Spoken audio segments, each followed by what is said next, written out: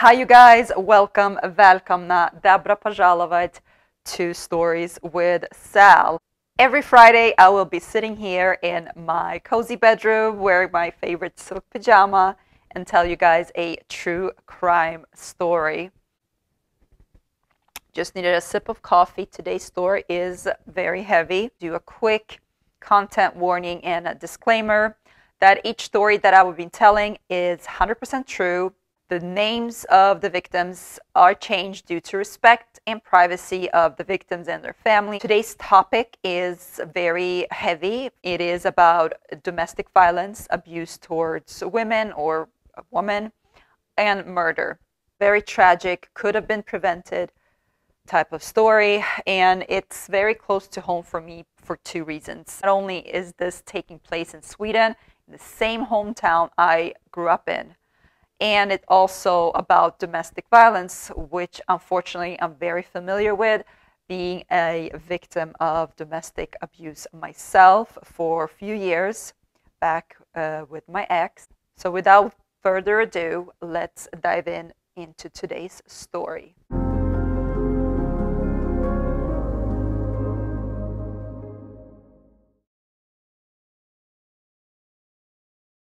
On January the 2nd, 2008, a man by the name that I will call George knocks on his in-laws' door. They open up and he is crying, he is shaking, he is distraught. They sit him down on the couch and he tells them the story that his wife, who I will call Maria, 26-year-old Maria, is missing. He woke up, she's gone, she's not in their bed, she hasn't left any notes or phone messages or anything. She just up and left. They also have a 9-month-old baby girl, and she just left them. This immediately raises a red flag, especially to the brother. He knows his sister. She would never in her entire life just up and vanish. Nevertheless, leave their 9-month-old baby girl. This is her first child. She's a first-time mom. She loved and adored her daughter. And if she would have left, she would definitely tell the family, because Maria and her siblings were very, very close. Maria was the youngest of 8 siblings, and they were a very close-knit family. And they know that if something like this major, she would definitely contact the family. Maria's brother also was very familiar with the relationship dynamic between Maria and George. He knew that for the past year or so, they've been fighting a lot, and George had been violent towards Maria. And it was numerous occasions that Maria confided in her family and siblings that he abused her and beat her, and the family advised her to leave him. But unfortunately, every time that they would break up, Maria always took him back. And this is a quick side note, speaking from my own personal experience, I never blame the victim, because you are literally living in this, brainwashed environment, and you believe your abuser that he or she will change when they come to you and, cry you a river, tell you the sob story that they love you, they can't live without you, you're their everything. You believe them because at the end of the day, you love them.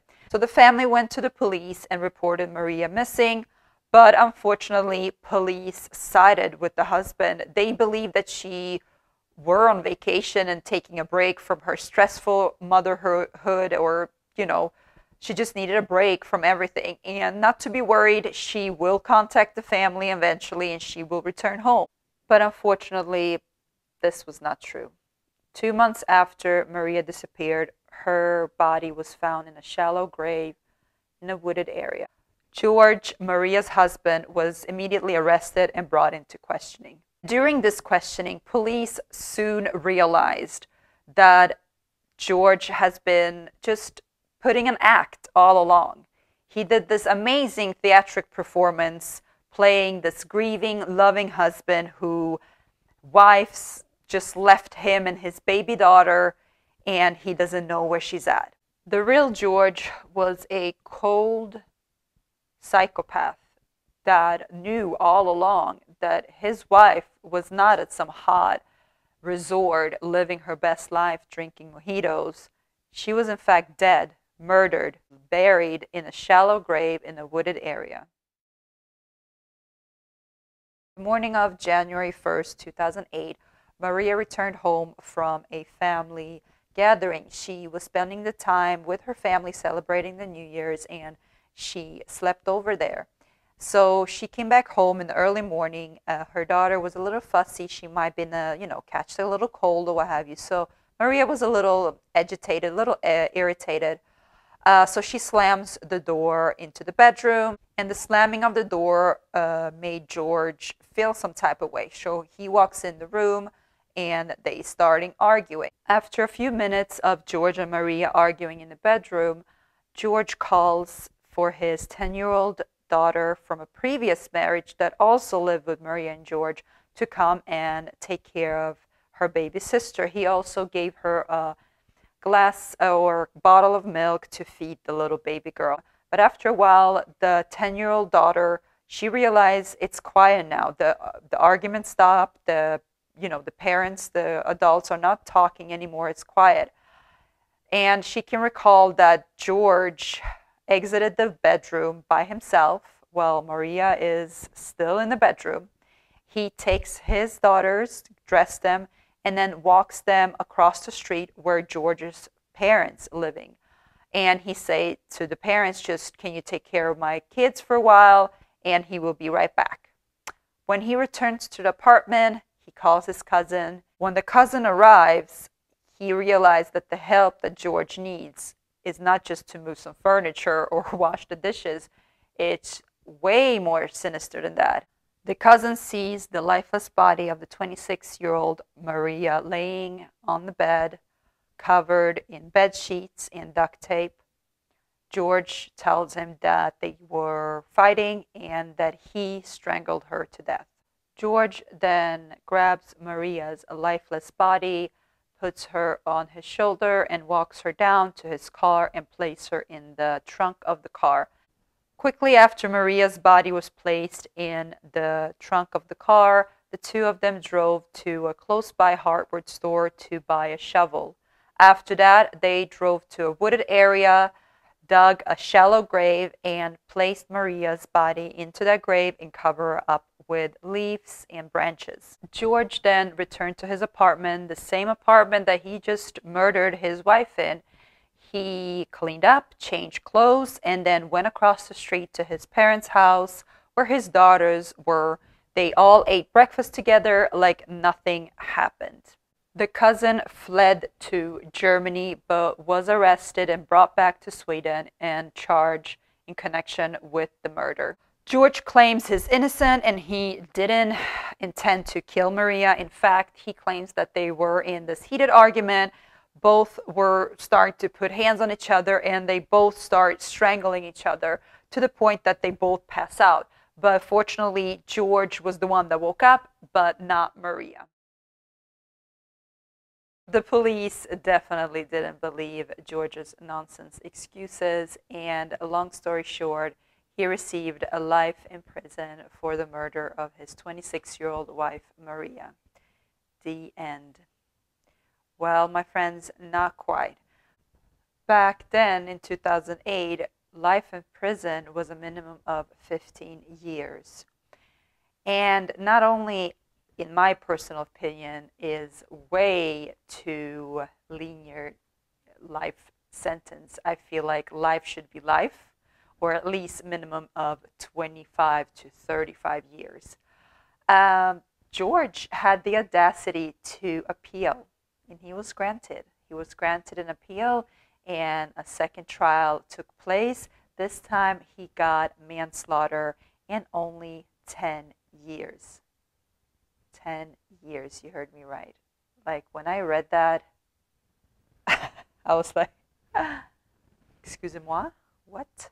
We're talking about a man who brutally strangled his own wife to death in their bedroom.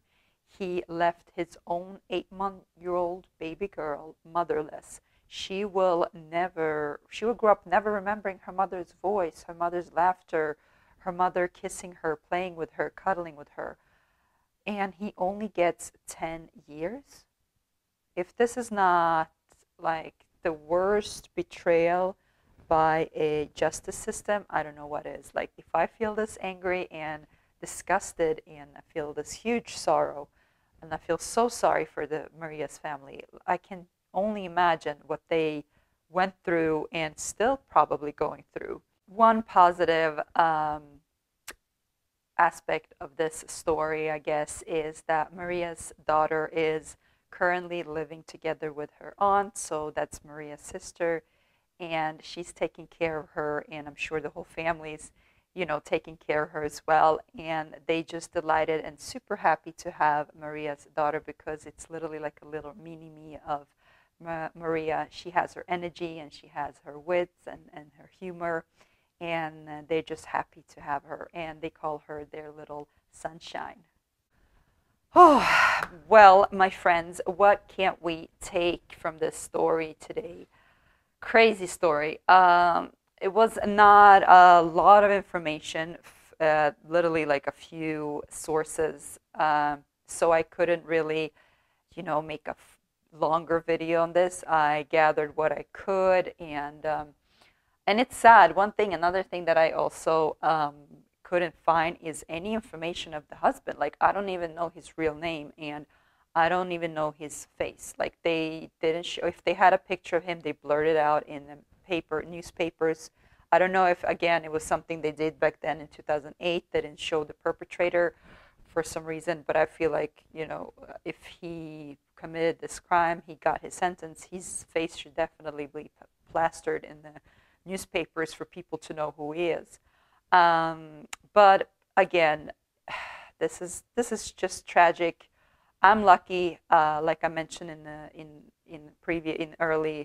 beginning of this video, I was a victim of domestic violence myself. Luckily, I got out of it, and no harm like that major happened to me. But you know, there's plenty other women and men that are still in these abusive cycles, and if you are one of them, please make sure you are not alone. Make sure you talk to someone, and remember, love should not hurt. If love hurts that much, that someone is abusing you, beating you, that's not love, my love. That means manipulation on its highest form, okay? And it's just manipulation, and that person is just using you. They're not loving you. Because if you love someone, you are not beating on that person. So please take care of yourself. Love yourself first before you can love anyone else. You know, just stay safe out there. Your life is so precious, and you never know how much we have on this earth. So make the best out of this life. Don't sacrifice your own life for someone that doesn't even respect you or love you or care for you. Don't be someone else's punching bag. All of that being said, my loves, I hope you guys enjoyed today's story.